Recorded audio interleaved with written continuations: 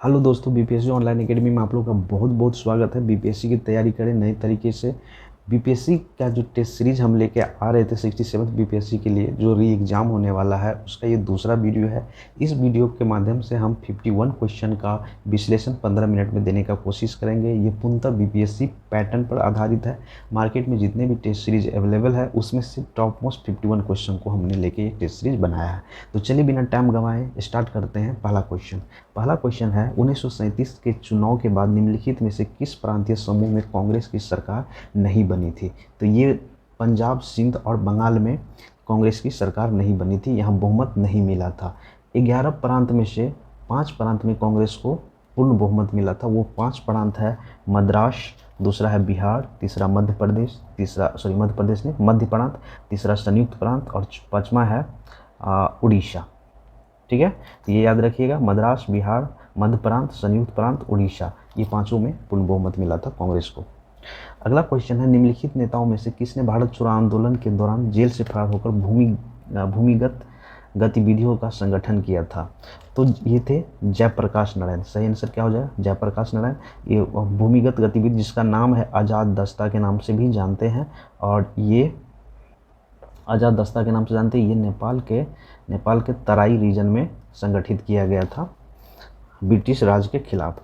और भारत छोड़ो आंदोलन चला था कब? 8 अगस्त 1942 को। ठीक है, चलिए अगला क्वेश्चन है कलमकारी चित्रकला का संबंध किससे है। तो कलमकारी चित्रकला का संबंध जो है ये है दक्षिण भारत के हस्तचलित सूती वस्त्र से। सही आंसर हो जाएगा ए। ये हाथ से पेंट किया जाता है टेक्सटाइल पे, यानी कपड़ा पे। ठीक है, और इसमें नेचुरल पेंट यूज़ किया जाता है, नेचुरल कलर यूज़ किया जाता है, ये याद रखेंगे। अगला क्वेश्चन है निम्नलिखित में से किसने स्वदेशी आंदोलन का नेतृत्व दिल्ली में किया था। तो स्वदेशी आंदोलन का दिल्ली में जो नेतृत्व किया था वो थे सैयद हैदर राजा। अब देखिए क्यों हुआ था स्वदेशी आंदोलन, तो बंगाल के विभाजन के अगेंस्ट में ये किया गया था। जुलाई 1905 को पार्टीशन ऑफ बंगाल अनाउंस कर दिया गया था। ठीक है, चलिए इसी के खिलाफ हुआ था। तो दिल्ली में कौन के थे? सैयद हैदर राजा ने। अगला क्वेश्चन है कौन से सूफी संत महबूब इलाही कहलाता था। तो ये कहलाते थे शेख निजामुद्दीन औलिया, और ये कौन थे? बाबा फरीद के स्टूडेंट थे। बाबा फरीद के स्टूडेंट थे। ठीक है, चलिए अगला क्वेश्चन है गांधीवादी अर्थव्यवस्था किस पर आधारित है। तो गांधीवादी अर्थव्यवस्था जो आधारित है वो न्याय पर। गांधीयन इकोनॉमी कहता है रूरल डेवलपमेंट की बात करता है। रूरल डेवलपमेंट मतलब ग्रामीण विकास और रूरल इंफ्रास्ट्रक्चर की बात करता है। ठीक है, तो ये पूर्णतः न्याय पर आधारित है। अगला क्वेश्चन है संसद के सदस्यों के निहितों के संबंधित प्रश्न पर विनिश्चय करते समय राष्ट्रपति निम्नलिखित में से किसकी राय प्राप्त करेगा। तो ये है भारत के निर्वाचन आयोग से राय प्राप्त करेगा। अगला क्वेश्चन है किसी राजनीतिक दल को क्षेत्रीय दल के रूप में मान्यता दी जाती है यदि वह राज्य में या तो लोकसभा अथवा विधानसभा चुनाव में 6% वोट प्राप्त करता है, तब उसे एक क्षेत्रीय दल का मान्यता दिया जाता है चुनाव आयोग द्वारा। अगला क्वेश्चन है आरंभिक वैदिक साहित्य में सर्वाधिक वर्णित नदी कौन सा है। तो सबसे ज़्यादा वर्णित नदी जो है वो सिंधु है, और सबसे पवित्र नदी जो है सरस्वती है। ठीक है, और गंगा का जो मेंशन किया गया है ऋग्वेद में 1 बार, और यमुना को 3 बार मेंशन हुआ है ऋग्वेद में, और सरस्वती सबसे पवित्र नदी माना है। अगला क्वेश्चन है निम्नलिखित में से किसका सम्मेलन नहीं है। तो चलिए इसको मिलाते हैं। देखिए लॉर्ड कॉर्नवालिस अस्थाई बंदोबस्त लाया था, बिल्कुल सही है। ठीक है, ये नहीं पूछ रहा है। ठीक है, ये परमानेंट सेटलमेंट इसी को बोलते हैं, और ये कब 1793 ईस्वी में लाया गया था। कहाँ पे? बंगाल प्लस बिहार में। तो ये याद रखेंगे। सहायक संधि लॉर्ड बेवेल जी लाए थे, ये भी सही है। और ये कब लाए थे? सहायक संधि 1798 के आसपास लाए थे। और सहायक संधि एक्सेप्ट करने वाला पहला स्टेट जो थे वो हैदराबाद थे, जो 1798 में एक्सेप्ट किए थे। और उसके बाद दूसरा था मैसूर, जो 1799 में एक्सेप्ट किए थे। ठीक है, होलकर कभी भी सहायक संधि एक्सेप्ट नहीं किया। ठीक, चलिए उसके बाद है लॉर्ड डलहौजी व्यापक का सिद्धांत लाया था। तो ये भी सही है, जिसको डॉक्ट्रिन ऑफ लैप्स बोलते हैं। ये 1848 के आसपास लाया गया था। उसके बाद है लॉर्ड कैनिंग उच्चतम निष्क्रियता का सिद्धांत लाया था, तो नहीं, ये क्या है, ये गलत है, लॉर्ड लॉरेंस लाया था। तो सही आंसर क्या हो जाएगा, डी। ठीक है, चलिए अगला क्वेश्चन है, निम्नलिखित मगध बादशाहों में से किस एक का 2 बार, सॉरी मुगल होगा यहाँ पे, मगध नहीं होगा, मुगल होगा, यहाँ पे सही कर लीजिएगा। निम्नलिखित मुगल बादशाहों में से किस एक का 2 बार सिंहासन रोहन हुआ था, मतलब 2 बार सिंहासन पे बैठे थे। तो वो थे कौन, वो थे आपके औरंगजेब। पहली बार इन्होंने जब जीते, इनके फादर का नाम क्या था, शाहजहां था। ठीक है, और पहला राज्याभिषेक इनका हुआ था आगरा में। आगरा में कब, तो 1658 में, अक्टूबर 1658 में। और दूसरा इसका सिंहासन हुआ था कहाँ पे, दिल्ली में।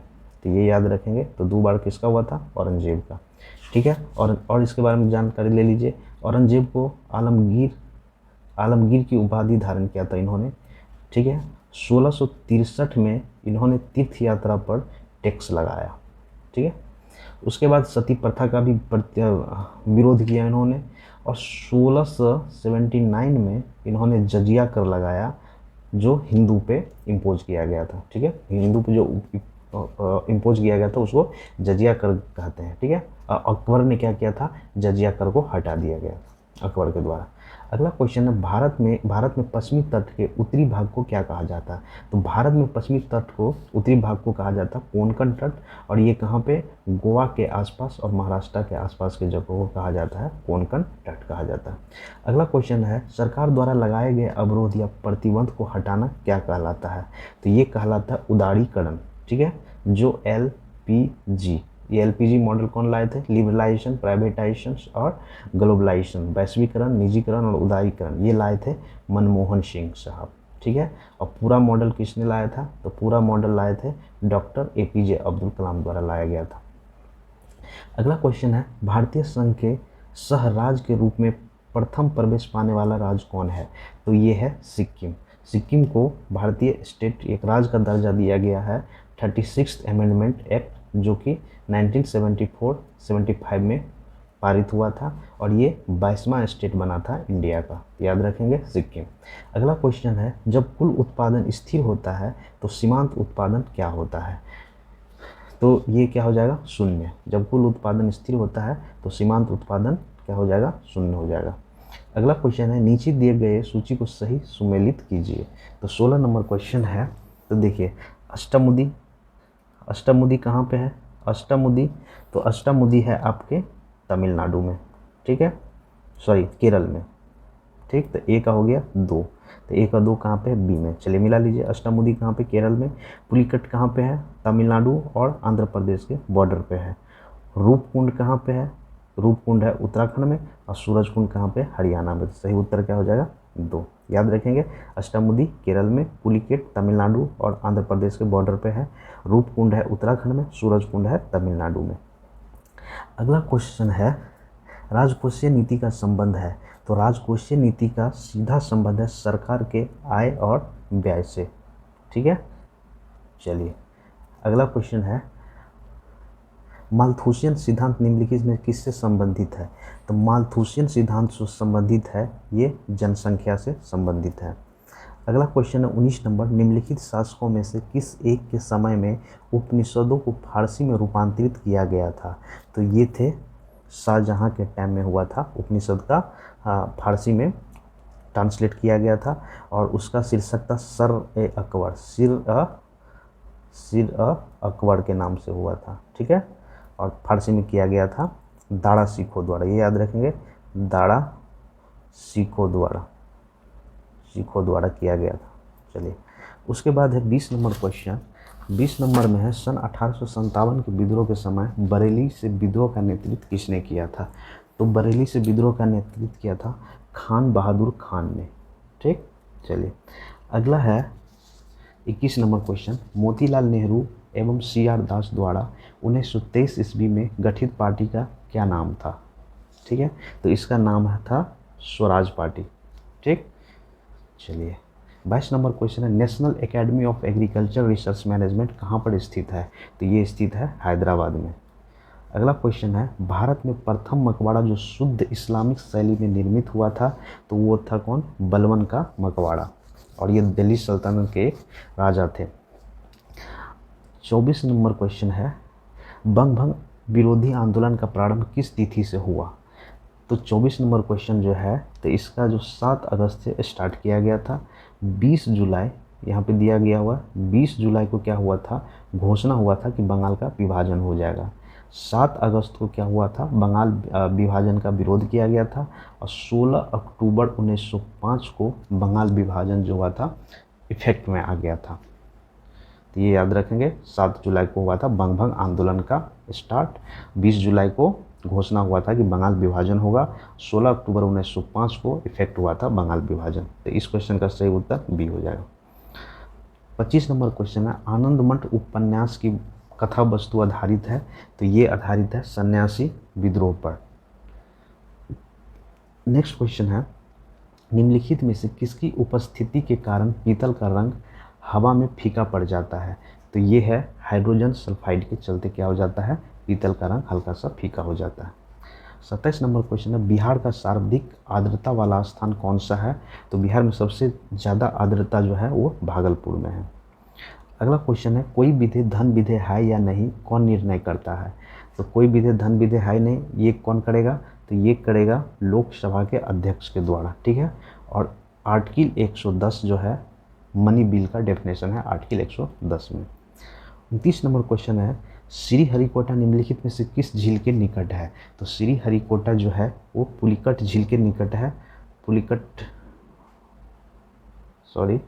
वो कहाँ पे है? पुलिकट झील के निकट है। और पुलिकट झील कहाँ पे है? आंध्र प्रदेश एवं तमिलनाडु के बॉर्डर पे है, यहीं पे श्रीहरिकोटा है। अगला क्वेश्चन है 30 नंबर, अकबर ने सर्वप्रथम वैवाहिक संबंध किस राजपूत से स्थापित किए थे? तो ये देखिए बहुत इंपॉर्टेंट क्वेश्चन है। तो ये किए थे कछवाहों से, ठीक है। ये राजपूत किंग हुआ करता था, राजपूत का राज हुआ करता था कछवाहों पे। ये अजमेर के कछवाहों से किया था 1562 में, याद रखिएगा 1562 में अकबर ने राजा भारमल की पुत्री जोधाबाई से शादी किया था, जो अजमेर के कछवाहा के किंग हुआ करते थे। 31 नंबर क्वेश्चन है, फ्रांसीसी दक्कन में अपना शक्ति स्थापित करने में असफल रहे, क्योंकि अंग्रेज की फौज क्या थी? बहुत ही शक्तिशाली थी, इसलिए फ्रांसीसी वहाँ पे अपना अधिपत्य नहीं स्थापित कर पाए। 32 नंबर क्वेश्चन है, निम्नलिखित घटनाओं का सही क्रम चुनिए। तो 32 नंबर क्वेश्चन है, देखिए लखनऊ समझौता जो हुआ था कब हुआ था? 1916 में, याद रखेंगे लखनऊ समझौता 1916 में हुआ था, जो किसके कांग्रेस और मुस्लिम लीग के बीच किया हुआ था। स्वराज दल की स्थापना जो हुआ था वो 1923 में हुआ था। स्वराज दल की स्थापना 1923 मोतीलाल नेहरू और सी आर दास के द्वारा किया गया था। जालियांवाला बाग घटना हुआ था कब? तो ये हुआ था 13 अप्रैल 1919 को हुआ था, ठीक है। उसके बाद बाल गंगाधर तिलक की मृत्यु जो हुई थी वो 1920 में हुई थी। तो देखिए सबसे पहले क्या हुआ था? तो सबसे पहले हुआ था ये 1 2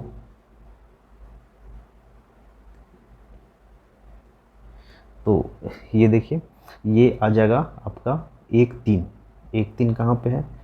इसमें से कोई नहीं है, तो ये आंसर क्या हो जाएगा? उपयुक्त में से कोई नहीं, ठीक है। सब डेट आपको दे ही दिए। लखनऊ समझौता 1916 में हो गया। लखनऊ समझौता के बाद क्या हो जाएगा? लखनऊ समझौता के बाद हो जाएगा आपका ये जालियांवाला बाग। जालियांवाला बाग के बाद स्वराज दल की स्थापना होता है। स्वराज दल के बाद बाल गंगाधर की मृत्यु हो जाती, पहले बाल गंगाधर की मृत्यु होगी, फिर 1923 में स्वराज दल की स्थापना होता है, ठीक है। तो नंबर ऑफ दीज हो जाएगा, कोई ऑप्शन मैच नहीं कर रहा है। 32 नंबर है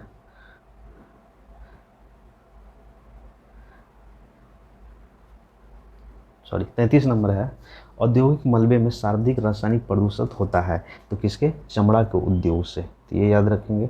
अगला क्वेश्चन है, अफ्रीका की कौन सी नदी मकर रेखा को 2 बार काटती है? तो अफ्रीका की जो नदी है वो लिम्पो नदी मकर रेखा को 2 बार काटती है। अगला क्वेश्चन है, सूची 1 को सूची 2 से सुमेलित कीजिए। अब देखिए क्वेश्चन नंबर है 35। तो 35 का जो सही आंसर है सी है। देखिए मूंगफली का सबसे ज़्यादा उत्पादन जो होता है कहाँ पे? वो होता है गुजरात में, दूसरे नंबर पे आता है आंध्र प्रदेश में। तो यहाँ पे आंध्र प्रदेश है, ठीक है। तो मूंगफली का उत्पादक कौन सा हो गया? आंध्र प्रदेश। सरसों का उत्पादन सबसे ज़्यादा उत्तर प्रदेश में होता है, उसके बाद 2 नंबर पे राजस्थान में होता है, तो दूसरा सही है। और ये सोयाबीन है, यहाँ पे थोड़ा सही कर लीजिएगा, सोयाबीन का सबसे ज़्यादा उत्पादन मध्य प्रदेश में होता है, ये तो आप लोग जानते ही होंगे। नारियल का उत्पादन सबसे ज़्यादा केरला में होता है। तो सही उत्तर क्या हो जाएगा? 1 2 3 4। अगला क्वेश्चन है 36 नंबर, भारत का वह कौन सा अभ्यारण्य है जिसमें हाथियों की संख्या सबसे अधिक है? तो 36 नंबर क्वेश्चन है, ये है काजीरंगा। जो काजीरंगा कहाँ पे है? असम में। और मानस भी कहाँ पे है? असम में। तो काजीरंगा में क्या हुआ था कि हाथियों की संख्या सबसे अधिक है भारत में। दुधवा नेशनल पार्क कहाँ है? उत्तर प्रदेश में। और नंदा देवी नेशनल पार्क कहाँ है? उत्तराखंड में। ठीक, चलिए अगला क्वेश्चन है 37 नंबर, फतेहपुर सीकरी में बादशाह अकबर द्वारा कौन सा महल का निर्माण कराया गया था? तो ये कराया था पंचमहल। ठीक, अगला क्वेश्चन है सूची 1 को सूची 2 से सुमेलित कीजिए। 38 नंबर क्वेश्चन है। तो देखिए यहाँ पे है वंश का नाम और उसका राजधानी। तो चालुक्य वंश की जो राजधानी हुआ करता था, तो चालुक्य वंश की जो राजधानी हुआ करता था वो बदाऊं हुआ करता था। तो एक का हो जाएगा 3, तो पहला ही आंसर है। पल्लव वंश का हुआ करता था कांचीपुरम, ठीक है। और हर्षवर्धन का कहाँ पे? कन्नौज। और पांड्या का कहाँ? मदुरई। तो ये सही उत्तर क्या हो जाएगा इसका? ए। अगला क्वेश्चन है जयप्रकाश नारायण। अगला क्वेश्चन है जयप्रकाश नारायण ने युवकों को गोरिल्ला युद्ध में प्रशिक्षित करने के लिए आज़ाद दस्ता का गठन किया था कहाँ पर? ये सॉरी गलती से 10th लिखा गया है। तो आज़ाद दस्ता का जो फॉर्मेशन हुआ था वो नेपाल के तराई रीजन में, जो जयप्रकाश नारायण हजारीबाग जेल से भाग के वहाँ पे ये ऑर्गेनाइजेशन का संगठन किया था। अगला क्वेश्चन है निम्नलिखित में से किसके अंतर्गत भारत में सर्वप्रथम सर्वोच्च न्यायालय की स्थापना हुई थी? तो 40 नंबर क्वेश्चन है, यह रेगुलेटिंग एक्ट के तहत, रेगुलेटिंग अधिनियम या रेगुलेटिंग एक्ट 1773 के अकॉर्डिंग हुआ था। कब? 1774 में एक सुप्रीम कोर्ट की स्थापना किया गया था कलकत्ता में। 41 नंबर है 6वीं शताब्दी ईसा पूर्व में 16 महाजनपदों के विषय में निम्नलिखित में से किस बौद्ध ग्रंथ में सूचना मिलती है? तो ये मिलती है आपके अंगुत्तर निकाय से। अंगुत्तर निकाय क्या है? एक बौद्ध धर्म की बुक है। अगला क्वेश्चन है मानव शरीर में हेमोग्लोबिन का कार्य क्या होता है? तो हेमोग्लोबिन का जो कार्य होता है ऑक्सीजन का परिवहन करना। अगला क्वेश्चन है पर्यावरण में ग्रीन हाउस प्रभाव में वृद्धि होती है कार्बन डाइऑक्साइड के कारण। अगला क्वेश्चन है नेहरू समिति की रिपोर्ट में निम्नलिखित में से क्या सम्मिलित नहीं था? तो नेहरू रिपोर्ट में जो था इसमें भारत के लिए संघीय ढांचा का प्रस्ताव किया, तो ये गलत है, बाकी सब सही है। भारत के अधिराज का दर्जा दिया जाना चाहिए, बिल्कुल सही। मौलिक अधिकार की घोषणा की गई, बिल्कुल सही। मुसलमानों के लिए पृथक निर्वाचन मंडल को अस्वीकार किया, बिल्कुल सही, ठीक है। तो ये शामिल नहीं था। अगला क्वेश्चन है 45 नंबर, भारत सरकार अधिनियम 1935 के माध्यम से सिंध और उड़ीसा के 2 नए प्रांत बनने के उपरांत ब्रिटिश भारत में प्रांतों की कुल संख्या कितनी हो गई थी? तो ये हो गई थी टोटल 11। और 11 प्रांत में से 5 प्रांत ऐसे थे जिसमें कांग्रेस ने पूर्ण बहुमत से विजय पाई थी, ठीक है। चलिए नेक्स्ट क्वेश्चन है 46 नंबर क्वेश्चन है बिहार के किस जिला में इंजीनियरिंग कॉलेज का नाम फणीश्वर नाथ रेणु जी के नाम पर रखा जाएगा?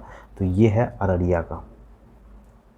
अगला क्वेश्चन है बिहार में शीतकालीन वर्षा किस कारण से होती है? तो बिहार में शीतकालीन वर्षा जो होती है वो भूमध्य सागर की ओर से आने वाली चक्रवात से शीतकालीन वर्षा होती है, तो ये याद रखेंगे, जिसको वेस्टर्न डिस्टर्बेंस भी बोलते हैं इंग्लिश में। 48 नंबर क्वेश्चन है निम्नलिखित में से कौन सा जनता द्वारा प्रत्यक्ष रूप से निर्वाचित किया जाता है? तो इसका आंसर हो जाएगा सी, ग्राम प्रधान को जनता द्वारा प्रत्यक्ष रूप से चुना जाता है। 49 नंबर है भारत को प्रथम नोबेल पुरस्कार किस विषय के लिए दिया गया था? तो भारत का जो प्रथम नोबेल पुरस्कार मिला था वो मिला था रविंद्रनाथ टैगोर जी को साहित्य के क्षेत्र में। कब? 1913 में। अगला क्वेश्चन है हिंदुस्तान सोशलिस्ट रिपब्लिक एसोसिएशन की स्थापना 1928 में कहाँ पर हुई थी? तो ये हुई थी दिल्ली में हुई थी। अगला क्वेश्चन है हरबिलास शारदा द्वारा प्रस्तावित अधिनियम, जिसे सामान्यतः शारदा अधिनियम के नाम से जानते हैं, वो क्या था? तो वो था हिंदू सिविल विवाह अधिनियम था। ठीक है, सॉरी, बाल बाल विवाह निरोध अधिनियम था, 1929 में यह आया था। ठीक है, तो इसका सही आंसर क्या हो जाएगा, ये बाल विवाह निरोध अधिनियम, जो बच्चे में शादी हो जाती है तो यहाँ पे एक फिक्स मैरिज एज फिक्स किया गया बच्चों के लिए, लड़कों के लिए और लड़कियों के लिए। तो इसी के साथ मेरा ये वीडियो एंड होता है। Thank you for watching BPSC online academy. अगर आपको ये वीडियो अच्छा लगता है तो प्लीज़ मेरे चैनल को लाइक कीजिए, शेयर कीजिए, सब्सक्राइब कीजिए। Thank you.